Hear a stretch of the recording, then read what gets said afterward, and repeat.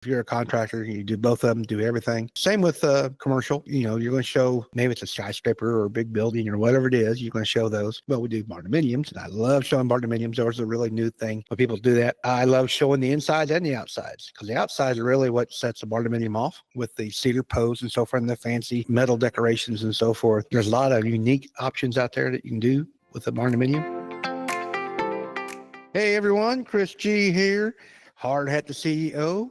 Podcast again. I think it's a Tuesday, and well, I know it's a Tuesday. It's just, I woke up this morning. So hey, I got Kevin here with me today. We're going to talk about some things you might find very interesting. At least I hope you do. It's talking about how you can actually showcase and create a portfolio for your company. What do you think about that, Kevin? Well, I think one of the hardest things to do in business is to get clients, and then I think one of the second hardest things to do after that is to showcase all the amazing work you've done for your clientele, so you can hopefully then get more clients. So yeah, I wanted to discuss with you what you have seen work within the industry, early mistakes you may have made, assuming that maybe you did. I'm guessing probably that's kind of how it goes. Yeah. So yeah. Walk me through, if there's somebody out there right now who they're getting fairly consistent work, when a client says to them, can you send me a portfolio, they have nothing to do. What do you suggest for them? You'd be amazed how many people don't have a website. Now, I know that sounds simple, but I know a lot of contractors who don't. And they get along all right with word of mouth. But, you've got, as you grow and people don't know you and you want to expand, then you want people actually to be able to see what you have, what you do. And the website is, and we can go into, we're not going to go into search engine optimization. That stuff, that's a whole other category. But the point being is that you have a place to send somebody, like a brochure. Back in the old days, I'd send a lot of brochures out in the mail. I mean, that's what I did. We just slap them and stick them in there.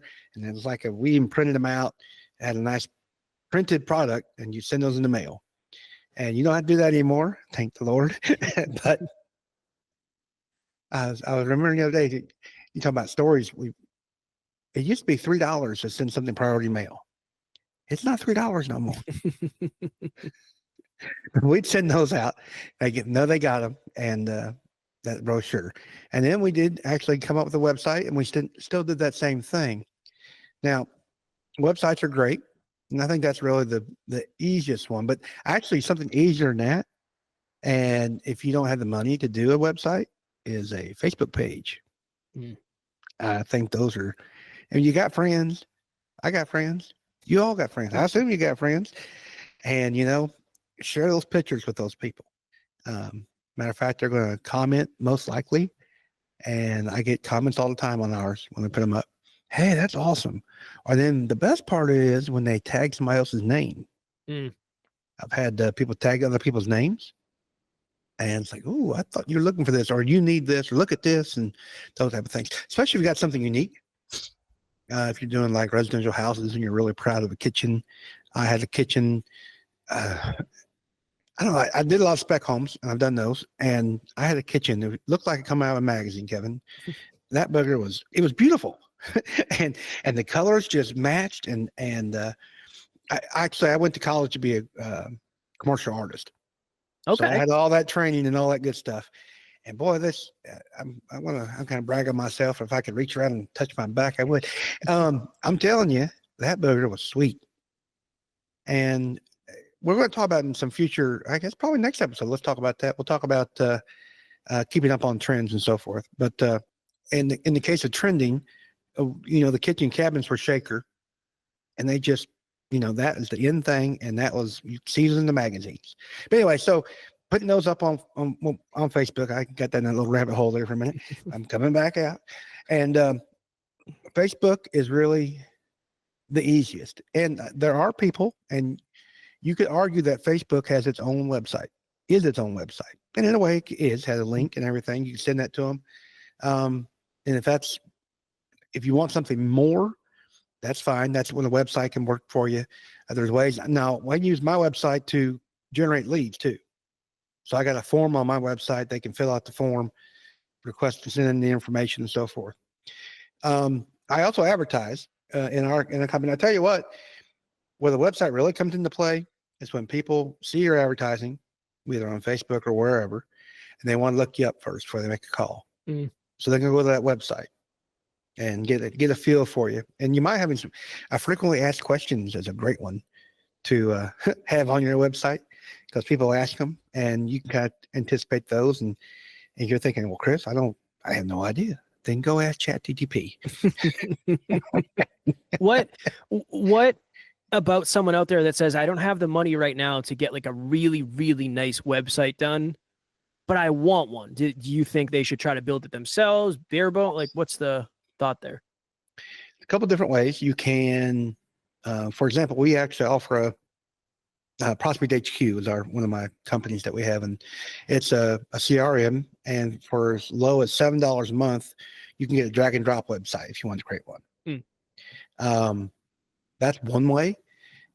There's other ways. If people don't want to do it, we offer those services, but find somebody. Go on Fiverr, and it's going to be, and I'm going to say not generic, but it's going to be what they call a template, and you get like 5 pages, and you're going to have to provide some pictures to them. If you pay the right amount, they'll do the copy for you, or just have ChatGPT spit it out for you. Give them some information. Ask ChatGPT what I need. What kind of questions do I need to answer for my website? And they might spit out some questions, and you answer those questions. That's what you give to the. I'll say, well, all right, then make this copy for me. Where are people on business cards? I know that's not necessarily what we're talking about here, but Actually, I have people ask me that still today. Yeah. No, I think it depends on the clientele you have and the age of the clientele. I have an app that I can tap my phone, and mine's not Apple, but you can, transfer information. But a lot of people I talk to personally, put it that way. A lot of my clients don't have that technology. Now, my daughters do, and that type of thing. But cards, I still use them. We use them in different ways. I'll be on the job site and do you have a card? Or don't have my phone with, yeah, right here. Or go around, you put them on bulletin boards at grocery stores. Or even better yet, go to your local, your construction dealer, the one you get your materials from. Other people go in there too, stick them up there. So there's a lot of different ways to get that portfolio out there. What about this, Chris? Yes, sir. So let's say we were kind of reverse engineering what we want on our portfolio. Do you do interior, exterior shots? Are you focused on bathroom? Like how do you decide what parts should be on there? That really depends on what you're wanting to showcase. Now, if you're a remodeler, kitchens and bathrooms all day long. If you're a roofer, obviously roofs. Makes sense. Yeah. Some roofers actually do the exterior, all exterior. Some contractors just all exterior. Take pictures of those different options that you offer. We talk about how to. Actually, I guess that's really going to tie into our next episode. I think where you tie into and just show different options what you do, and the expertise you have, and obviously push the one that's your sweet spot. Remodelers are great on new construction homes. You do both, inside and out. Yeah. So if you're a contractor, you do both of them. Do everything. Same with commercial. You're going to show maybe it's a skyscraper or a big building or whatever it is. You're going to show those. Missouri Barn Builders, we do barndominiums, and I love showing barndominiums. Those are a really new thing when people do that. I love showing the insides and the outsides, because the outsides are really what sets a barndominium off, with the cedar posts and so forth, and the fancy metal decorations and so forth. There's a lot of unique options out there that you can do with the barndominium. I get a lot of calls. I get a lot of people go through my website, see those, and it's like, man, that's what I want. That's what we need. Yeah. Do you do professional photos, or do you do cell phone photos? Is it worth the investment? That's a personal preference. Now, I do cell phone photos. Why? Because I'm there. Actually, I don't even do them. I have my crews do them. They got the little Apple phones, and just take your pictures, and the cameras are just as good. Now, I have realtors that I work with, and they use professionals. And I think it really depends on what you're trying to achieve. If you're trying to set yourself like above the rest, yeah, professional's good. What I've seen a lot of these days is the droids. Get different angles that you can't get just on the ground. Yeah. And those are kind of neat. A lot of realtors, my mom's a retired realtor, and they were doing droids when she retired, and her broker still is. That's a lot of neat one. There's I can't call it's 360. You can find somebody online. They'll come in, they'll do rooms. Mhm. And this is mainly for sales, but in your case, if you're building one, it's the same concept. You put one out there and they can scan the whole room with this camera. And then somebody can go in and look at everything they want to, what you did, maybe at the appliances that you purchased either for that client or whatever. We're doing something new. Well, it's not new, but not everybody knows about it or thinks about it, and it's not very expensive, is putting lights on our cabinets. Under cabinet lighting. And it's just basically a Christmas tree light. I'm being very facetious, but it's basically Christmas tree lights underneath the cabinet and it shines up at night. And it's pretty and it doesn't cost much, but that's something somebody might not think of, especially new homeowners that never had it before or grew up in a home that didn't have it. And they see it, it's like, wow, that's pretty neat. Okay. A very specific question based on that. Okay. Interior shots, daytime, nighttime, both. Exterior shots, daytime. Because I imagine the lighting can really set it off. Yes, it can. Now, saying that, I took photography classes too. So in college, the lighting is important, and you just kind of look at it with your own eye and what is eye pleasing to you. Now you gotta be careful about the glare on your photographs and so forth. That's important. The beauty of digital photography today is that you can see it. If you don't like it, you delete and start again. Back in my day, when you had film, and that was a whole different animal. But you took a lot of pictures.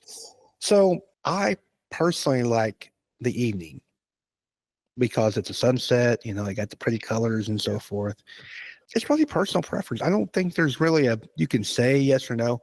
I think if you're going to do internal pictures, you probably ought to do them on a sunny day, make the house look warmer and more bright.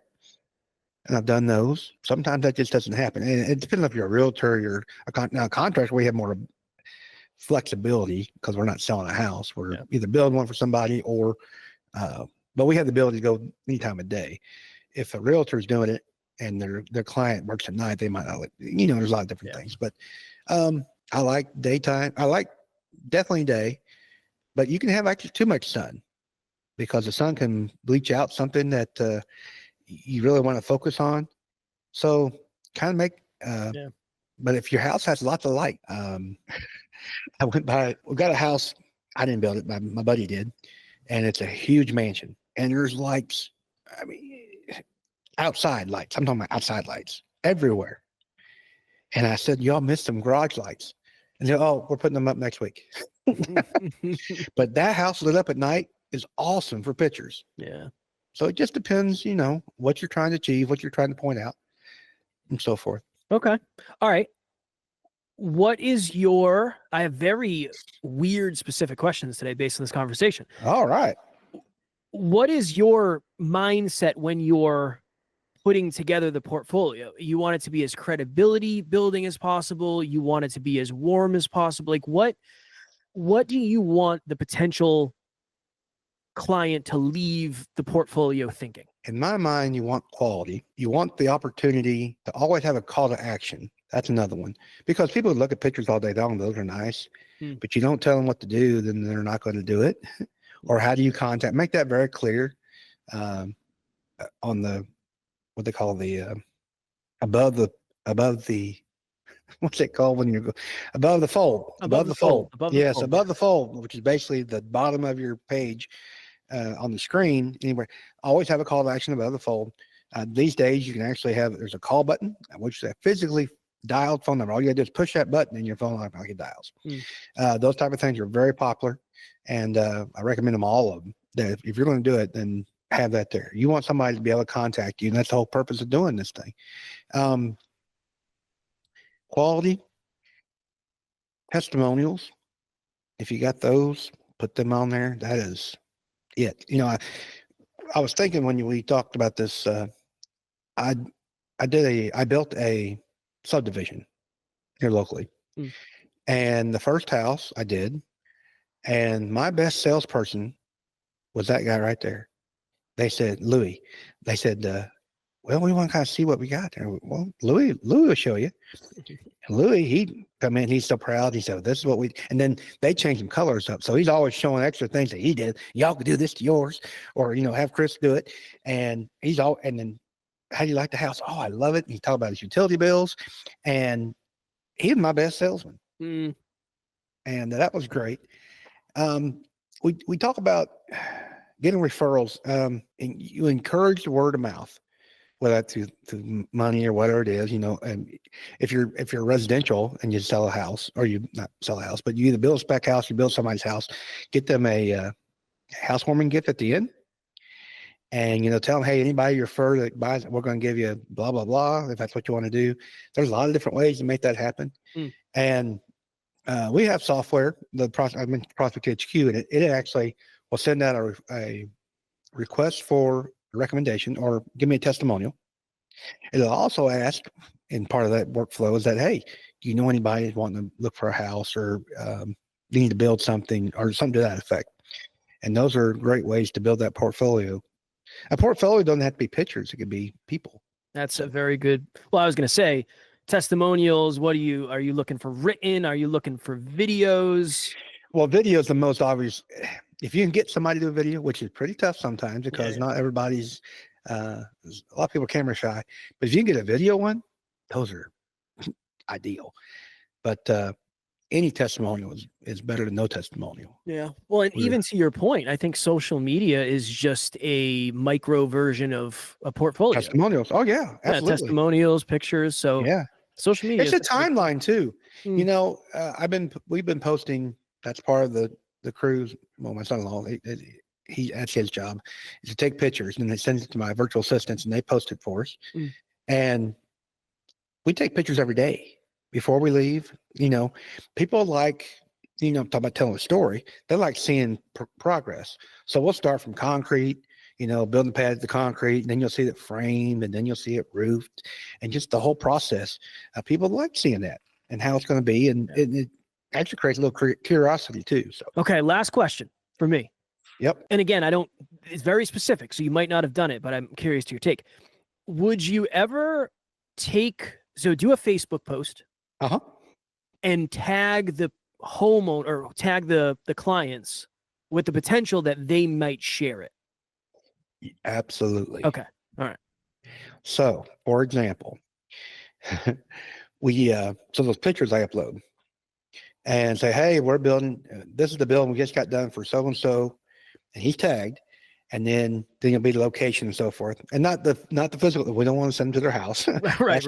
But in this town, and so forth, and then they'll say, yeah, I love it, thanks you guys, and that really, and then everybody who saw theirs sees theirs. It's still a testimonial, because now they've commented, and since they've commented, all their friends are seeing it too. So that is an excellent thing we do. I don't do it; my VAs do it, but they always ask. And we got when we turn our stuff in, we got a little system with a form. So we tell them what's going on. Not all virtual assistants will know. If you have a virtual assistant for social media, they don't always know about construction. So sometimes you just got to tell them what to say, and it's a good idea. And we kind of look at it before we post it. Hey, Chris, is this what you had in mind? It's like, oh yeah, or I'll change a few words just to make it more exciting in my mind. And bam, there we go. Okay. Before we finish up here, there is one more that I want to bring up, and I think it's overlooked sometimes. And if it's overlooked, if it's not overlooked, it's not utilized as much. That's Google Business Profile. Tell you what, something I do know, that person that loves Google the most is Google. And if people get on Google and look for something, and you have a business profile, they're going to go to you first before they go to anybody else's website. And it's, in a way, it is like a Facebook post. You put pictures up all the time. You can post in it. They used to. They don't anymore. We were talking about websites earlier. They don't offer a free website anymore. They used to years ago. I don't know why. I guess nobody was using it as much. It's probably not near as easy as some other ones. But a GMB, or that's what they used to call it, Google My Business, but now it's called the Google Business Profile. Just use it, posted it. If you're doing it yourself, or you have an assistant or whoever, when they're putting those pictures up on Facebook and whatever, just do the same thing in Google profile. Some softwares out there, and I do believe, if I'm toting it again, Prospect HQ will allow you to do it in multiple. You have a calendar, you set your content up, and then it just goes to all those places you tell it to go to. Right on. I think that's a really good one, because I'm sure that, again, maybe if you're younger, late 20s, 30s, mid 30s, you know a ton about social media. Oh yeah. But I didn't know much about Google Business Profile until a couple of years ago. I didn't even know that was a thing. Now, different maybe for us because we don't have a physical location, but very applicable for you and the audience for sure. Yeah. If you got a physical location, that's what they're trying to really promote is the local businesses. And that's what they really thrive on. So yeah, that's one to do. Right on. Well, I think that kind of covers today. What do you think? I would say yes. Word on the street is you have some things coming up potentially here on a potential upcoming Tuesday. I'd love to hear about. Yeah, on Tuesdays we're having a free workshop, and we're going to talk about a lot of different things. But basically, the first one we're going to talk about is actually becoming hard hat the CEO. That journey we take, and then we're also talking about ways to improve the profits with no additional cost to you. Basically, what you have right now. How can you increase your profits? And then the best part is taking those profits and making more money trees. So if that's something that interests you, there's going to be some show note links in the bottom. Go there, click on it, and set up a time, and we'll get you more information there. Sound good? All right, Kevin. Thank you for your time today. It's been a pleasure. Always. I guess I'll see you next week. You will. All right. Bye-bye.